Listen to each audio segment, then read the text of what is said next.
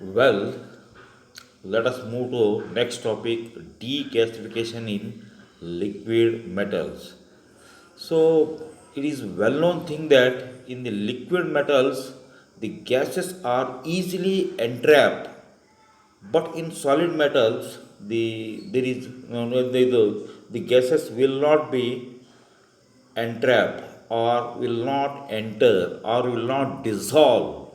So that is why during the melting process there are more chances of gases entrapping.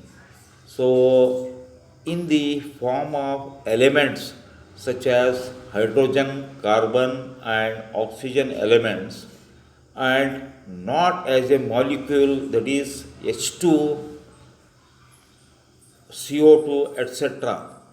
On solidification, the elements may recombine to form molecular gases and doing so form gas holes like blowholes, pinholes, etc., resulting in casting defects. Since it is not possible to completely prevent the absorption of the gases into the melt, it is required to minimize and remove the dissolved gases, and the process adopted for removing these dissolved gases is known as deep gasification. Vacuum vacuum melting is used nowadays for preventing the dissolution of gases in metals. Sources of gases in liquid metals and its prevention.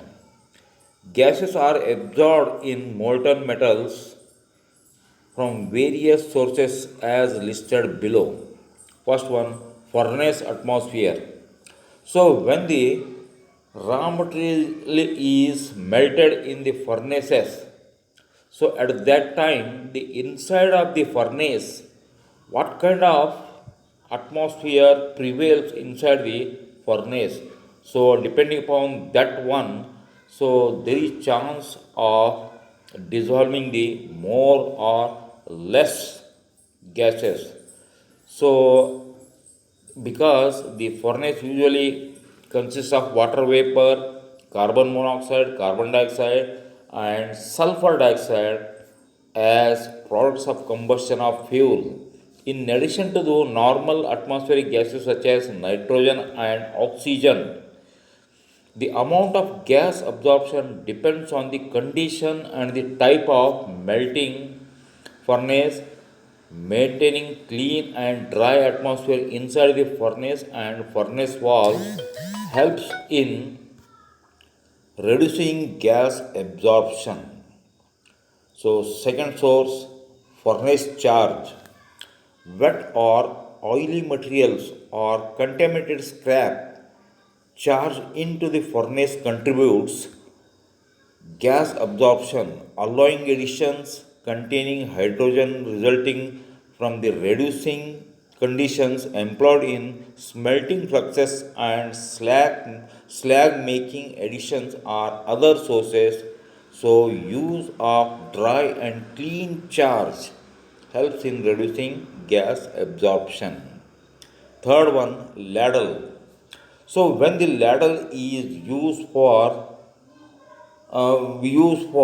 removing the molten metal from the crucible, from the furnace, so there are many chances of absorbing the gases.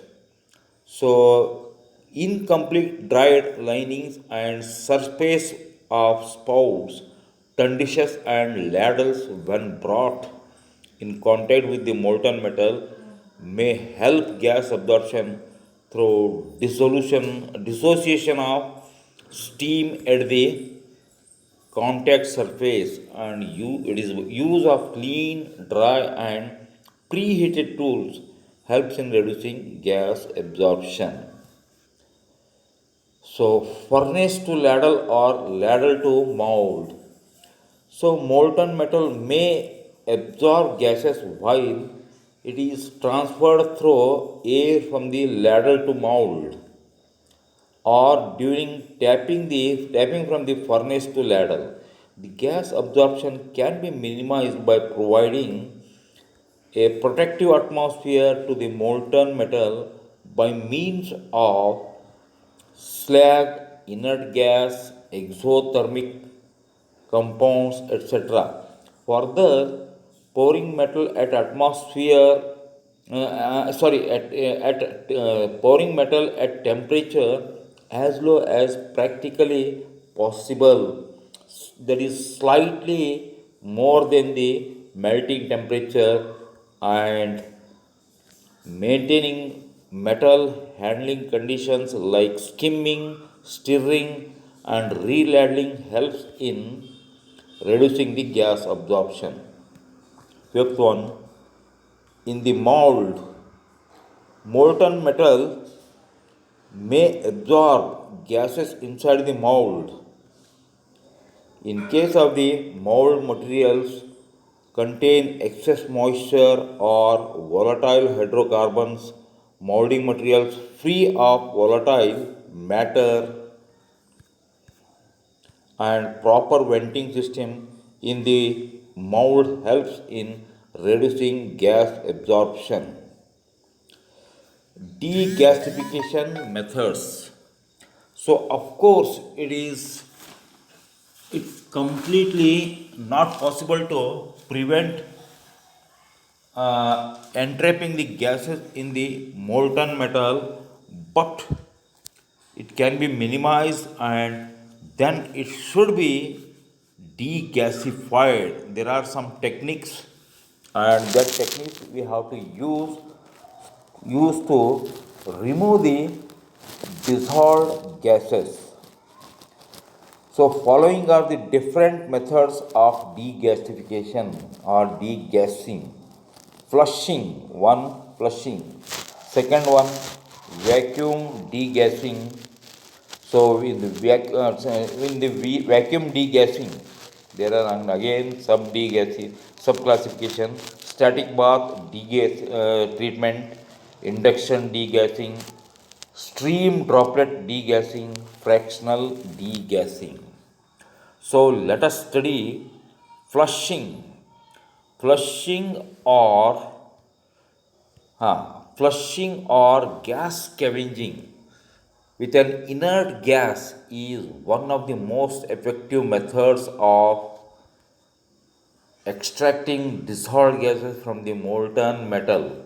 Inert gases such as chlorine, nitrogen, helium, or argon are used in practice for degassing non ferrous metals, while carbon monoxide is used for ferrous metals and nickel based alloys.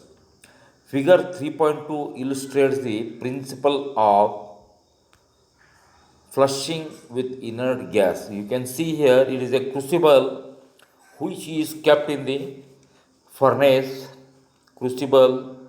So here this is the molten metal. You can see molten metal, and so in the crucible and in the molten metal a graphite tube is inserted and gases are supplied. Inert gases are supplied such as chlorine,